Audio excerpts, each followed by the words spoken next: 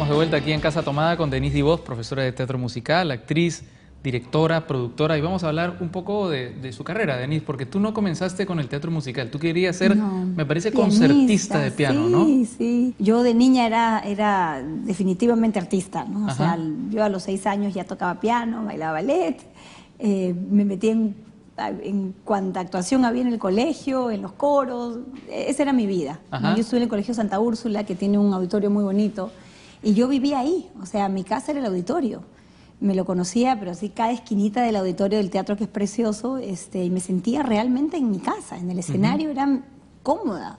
Digamos, en mi familia sí hay sangre artista definitivamente, pero más sobre está todo, hacia el deporte. Pero sobre todo además hay una sangre política, ¿verdad? Sí, o sea, tu abuelo y tu papá fueron alcaldes de Lima. Mira, sin embargo, mi papá sí era, más que político, o sea, yo lo conocí muy poco a mi papá. Mi papá fallece cuando yo tenía 6 años, cuando él era todavía alcalde de Lima. Como alcalde. Y él era jazzista, creo, Él ¿no? era un fanático de la música en general y formó en Lima su grupo que se llamaba The Wildcats. Imagínate. El alcalde de Lima. Los gatos salvajes, por Dios. Y él tocaba el saxofón. Entonces, sí, me cuentan mis hermanos, mi madre, obviamente, que él era muy musical. En mi casa, desde que tengo uso de razón, había un piano, no habían instrumentos. Entonces, definitivamente algo había en la sangre, pero sí, mi papá tenía mucha inquietud por servir, por ayudar. Era más que un político, un servidor público. Sí, entonces mi papá, digamos, no quiso entrar nunca en la política. Es más, él fue nombrado a dedo por Velasco para ser alcalde, pero mi padre le hizo firmar a Velasco un documento donde él se comprometía a darle, ¿no?, independencia absoluta, autoridad en su mandato, en su región, en su para dejarlo completamente fuera de la política de Velasco, ¿no? Y sí, por todo lo que me han contado, y también puedo tener recuerdos de eso, era una persona sumamente preocupada del bienestar de todos, ¿no? Para él no le era suficiente que nosotros, su pequeño núcleo familiar, estuviera bien. Estaba siempre mirando alrededor a quién podía ayudar, ¿no? O sea, él no participa directamente de tu carrera no, es tristísimo, como pianista, ¿no? Para mí ha sido bien triste eso porque, digamos, siento que, imagínate, como siempre me decían los mucho. tíos, cuánto hubiera gozado Chachito con tu carrera, ¿no? Claro. Porque él, de alguna manera, siempre soñó poder haber hecho lo que yo hago, ¿no? Y estudiaste piano en California, me parece, ¿no? Estudié, en Los Ángeles. O sea, ya, digamos, mi carrera, ¿no? Sí, o sea, yo en Lima pasé por todas las clases habidas y por haber, y ballet, Lucitel, y en fin, y maestros del conservatorio, porque en mi época el conservatorio estaba prácticamente deshaciéndose, desarmándose. En esos 10 años que yo tuve que prepararme para luego pensar en ir a la universidad.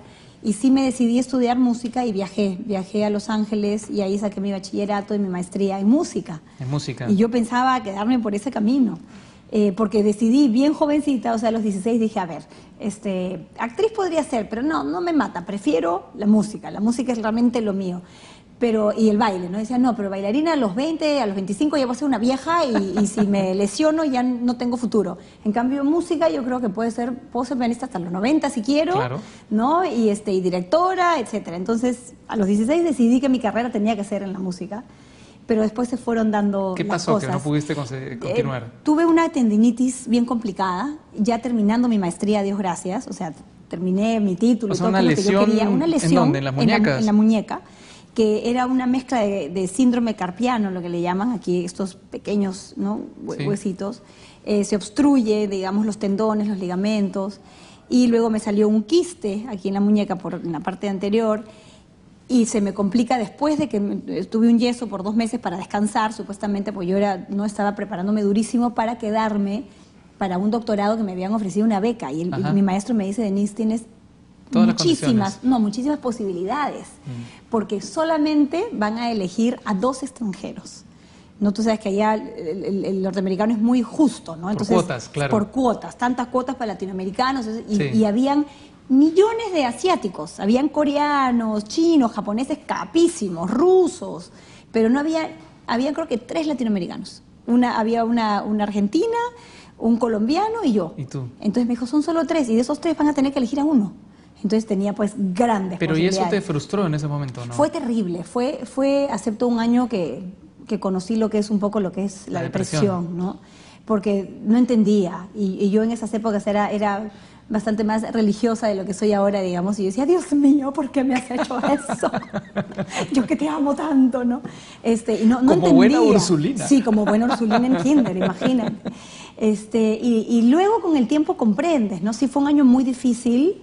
Y ahora digo, Dios mío, gracias por hacerme eso. Porque te pudiste dedicar me dedicó a lo que nos has descrito tan apasionadamente. Sí, y me abrió también hacia el mundo y hacia las personas. Entonces, cuando cambio de rubro, ¿no? De rubro, un poco comienzo a conocer a los actores tan...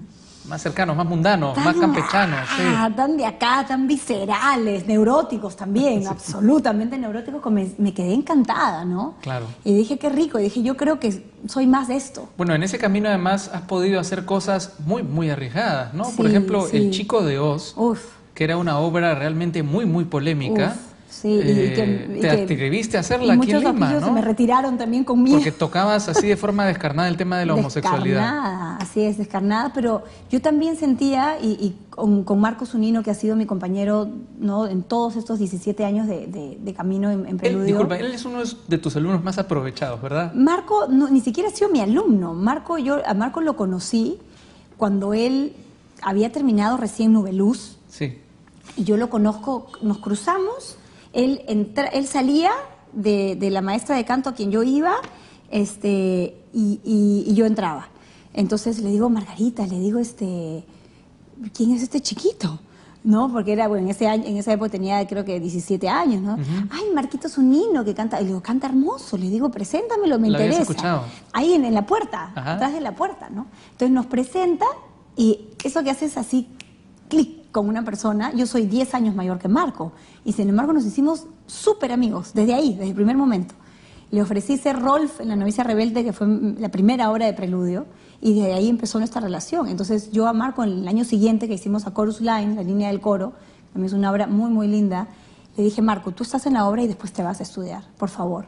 O sea, tú no puedes quedarte aquí sin estudiar. Él llegó a Broadway, eres un capo, o sea, tienes que irte a estudiar. Y yo no hablo inglés, se aprende. Le dije, yo venía de colegio alemán, sin ni siquiera hablar muy bien el alemán, y me mandé con todo. El primer año en Estados Unidos, por suerte, era una bestia. Yo, el primer semestre, me acuerdo, en los cursos generales, después de la universidad, yo iba con mi diccionario, Raúl, claro.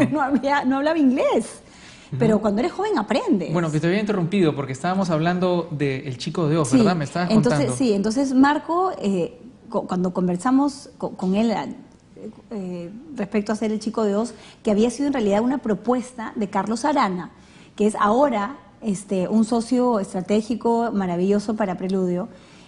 Carlos Arana es un productor de Broadway peruano que vive y reside en Nueva York hace muchos años, y se interesó en nuestro trabajo justamente cuando vio Cabaret. Vino a Lima, como todos los años venía, vio Cabaret y dijo, no tenía idea que acá en Lima estaban haciendo esto. Soy peruano, soy productor en Broadway, quiero estar en contacto con ustedes. Y así fue que nos propuso hacer El Chico de Oz, que era un sueño que él tenía hace mucho tiempo. Ajá. Y con Marco lo hablamos y dijimos, ¿qué hacemos? ¡Qué miedo! Y Marco, sí, qué miedo, nos van a tirar tomates. Pucha, Marco, pero ¿no te parece que es importante hacerlo? Y con esta propuesta de Carlos, que también fue muy apasionada al respecto de querer hacerlo, dijimos, nos vamos a mandar. Llegó el propio autor de la obra aquí al Perú. Vino acá, ¿no? Vino Martin Sherman, que es el autor de la obra. Vino Robert Fox, que fue el productor. Él es productor de Hollywood, ha producido la película The Hours, ¿no? Las horas, o sea, estás hablando de ese tipo de gente. Que yo le dije, Carlos, van a venir acá, ¿no? Con unos nervios, y fue gente tan genial, tan capa, como decimos nosotros, tan exitosos, sí, millonarios encima, que se den el tiempo de venir al Perú, a este huequito, ¿no?, en el mundo para ellos. Claro, era su obra amada, ¿no? Sí. Vino el productor y el dueño de los derechos, y vino el autor, y vinieron invitados por PROMPERÚ. Increíble, porque les contamos esto, los de PROMPERÚ estuvieron fascinados. Y fue muy exitoso, fue muy exitoso. Y los exitoso. Invitaron, vinieron, se fueron a Machu Picchu a conocer, se han quedado encantados con el Perú y fascinados con el nivel de lo que le pudimos dar. Y qué bueno, dar, además, ¿no?, que hayas establecido este vínculo, esta relación de aprendizaje mutuo, ¿no? Lógico, porque, claro, Carlos lo que quiere es ir viniendo a Perú para producir El Esperón, y quiere hacerlo aquí.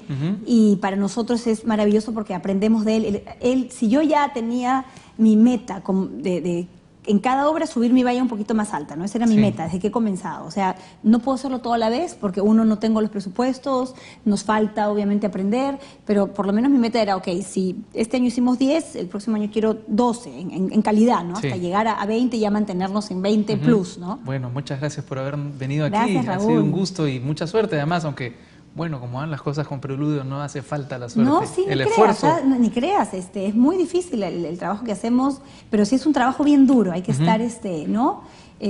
Peleando para poder llegar a ese nivel que todos soñamos. Hombre, pero ¿no? alguien tiene que hacerlo y felizmente eres tú. Así es, gracias, Raúl. Gracias, Denise, por a ti. habernos acompañado esta noche aquí en Casa Tomada. Muchas gracias también a ustedes por compartir este espacio para hablar de teatro, para hablar de arte, para hablar de música. Nos volvemos a encontrar el próximo domingo. Gracias.